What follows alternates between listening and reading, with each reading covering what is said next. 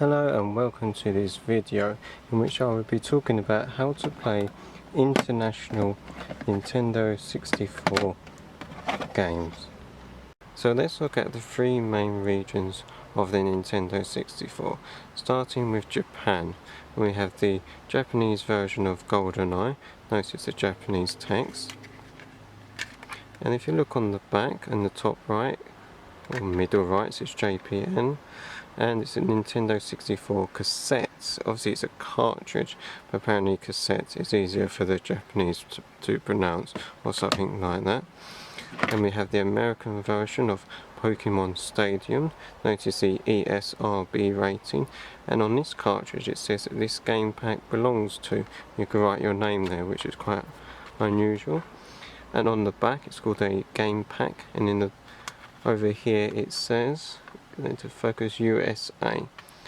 And lastly we have the European version of Super Mario 64. Unfortunately it's got quite rubbed off. No rating on this one.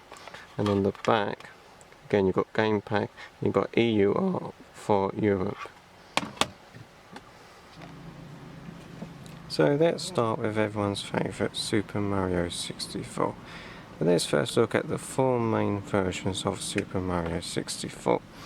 So we have the original Japanese, American, European, and second Japanese, the Shindo version.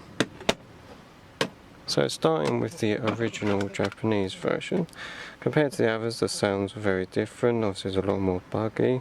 There's some other little differences, like Jolly Roger Bay painting was it's just some bubbles instead of a sunken ship, and there are some other few differences too. And when you get to the American and European versions, they have a lot more speech than the first Japanese version. And when you get to the last Shindo version, which is the last Japanese version, that adds a vibration support. That's what Shindo means, vibration basically. So let's try European Super Mario 64 and in a European N64. So let's power this up.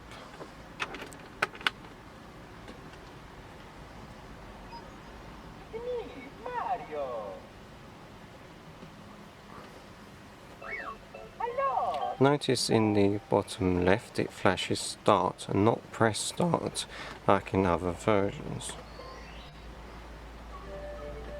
Down at the bottom we have a option to change between English, French and German, as well as the normal audio options.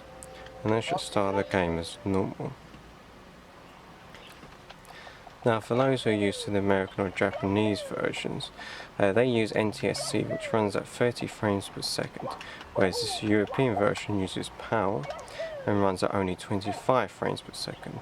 So people used to the American and Japanese versions will see that the PAL version runs slightly slower. So if you have a European N64, how can we play American or Japanese games? Well, you can use something like this, which is a Passport Plus 3. This will allow you to play imported games, and it also has built-in codes. In fact, some games need a boot code anyway, so it's just as well they did that.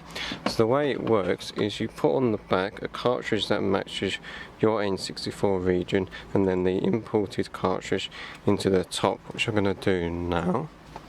So I'm going to put the European Super Mario 64 in the back, and let's put the American Super Mario 64 on the top, and then the whole thing goes into the N64.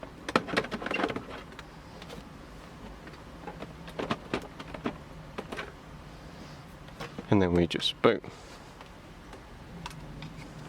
So you're greeted with the boot menu, and then you have various options. So you can start the game with or without codes. As I said, some games need a boot code, so you have to at least select the boot code.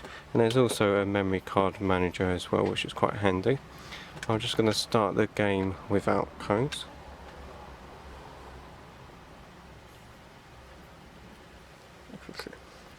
Now, this is just typical because the game hasn't actually started. If you see it on this screen for a long time, loading game please wait, that means the connection's not good. So you just have to reseat everything or give it a clean. I'll be talking about cleaning at the end. So now I've got to take it out and reseat everything. This is the unfortunate thing about cartridges, but it's kind of good it happened to show you. But, you know, annoying nonetheless.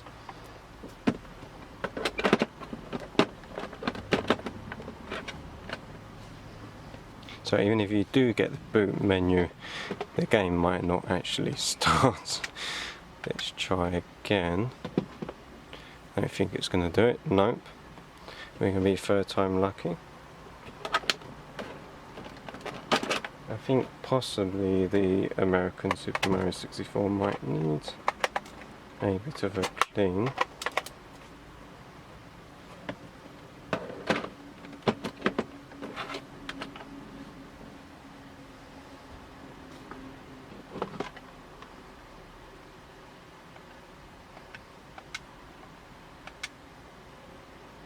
There we go. We got there in the end. But anyone who owns cartridge-based console will know the pain. So bottom left, press start. And at the bottom, I know the cartridge is in the way a bit, you've just got the audio options.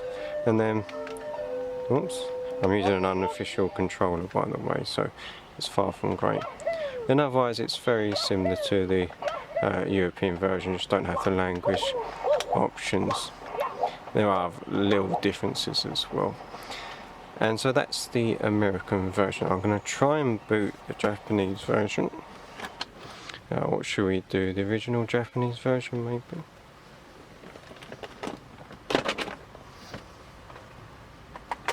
So all I'm doing is putting the Japanese version in the top.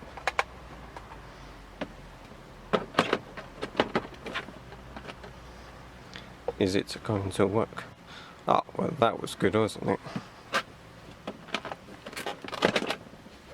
Again, this is the problem with cartridges.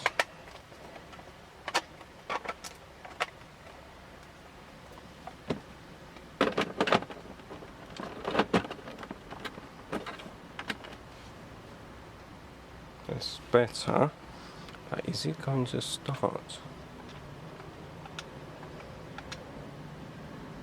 Yay!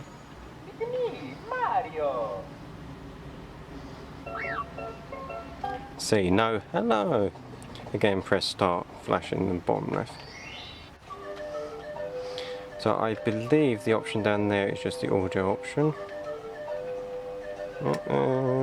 Sorry, I'm using an unofficial controller, so I apologise. You know, it's hard to get new N64 controllers, and I saw some and brought them and they turned out to be unofficial, and yes, the analog stick's not great. So if we just go to Jolly Roger Bay, you can see the bubbles instead of the sunken ship. But otherwise it's very similar, obviously just Japanese text, some different sounds and so on. So let's now look at playing Japanese N64 games on a Japanese N64. You may be thinking that it would be quite expensive to do this, but actually you can get Japanese N64s and the games quite cheaply. For me, living in the UK, it's actually cheaper to buy a Japanese Super Mario 64 than it is to buy a UK version. Just crazy. And just a few things to mention. Modern TV should support both PAL and NTSC, and should also most capture cards, but that's something you'll need to check. Also, if you are going to buy an N64 from a different region of your own, you will need to use your power supply from your region. For example, I have to use the UK power supply in the Japanese N64, otherwise it would go boom if I plugged in the Japanese power supply into UK main, so that's something to be aware of. Now, the reason for showing this is as you've seen, using something like a passport is not ideal, and there may be difference in audio and video quality as well, so it is best if you can play on the original region. So let's power up Super Mario 64 Shindu version on Japanese N64. I've got a nice aqua one here.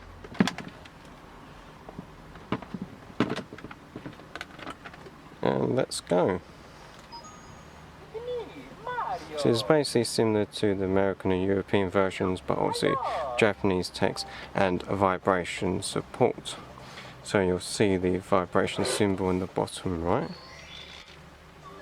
I really think the vibration support does really enhance the game, because when Mario backflips it vibrates, when he hits a wall and so on. I don't know if you're about to hear the vibration, but I'll try and get in range of the microphone.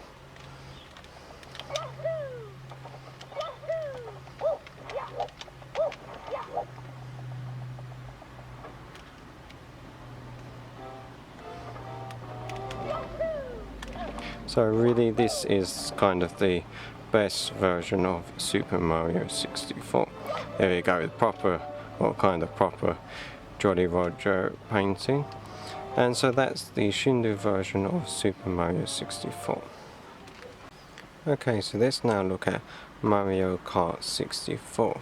Something I didn't mention previously, a bit oddly, Japanese N64 games do actually fit in the European version, but it doesn't work because the difference between PAL and NTSC and the lockout chip.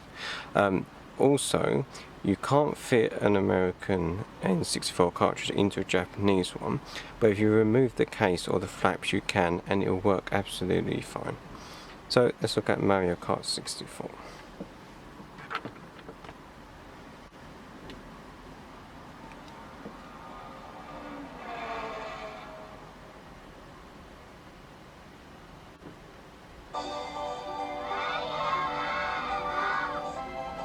Yes.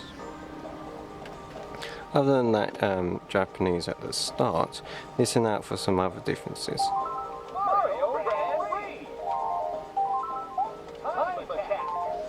So it's a different announcer in the Japanese version. See any other differences? Toad has a different name. Bowser's Koopa, King Koopa, and can't quite see because of the cartridge, but DK becomes D Kong for some reason. By the way, these names are also in the European version, I assume the American version as well, but they're not normally used, of course. Now let's try and do time trials, which they call time check. Okay, I have no idea what that says. Yes, it's okay, it's okay. Let's go with Yoshi. And we are going to go to Moo Moo Farm, but it's not Moo Moo Farm.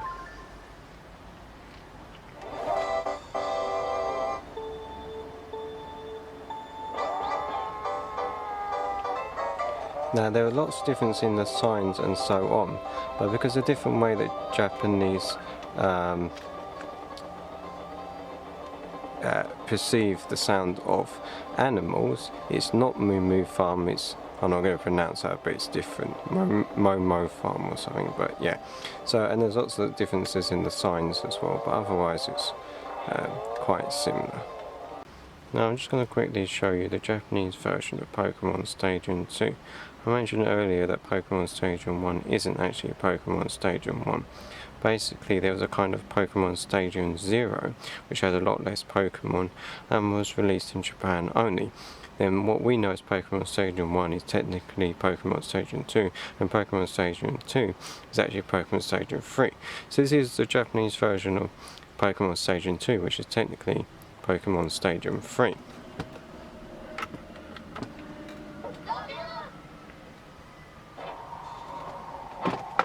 Just skip the intro.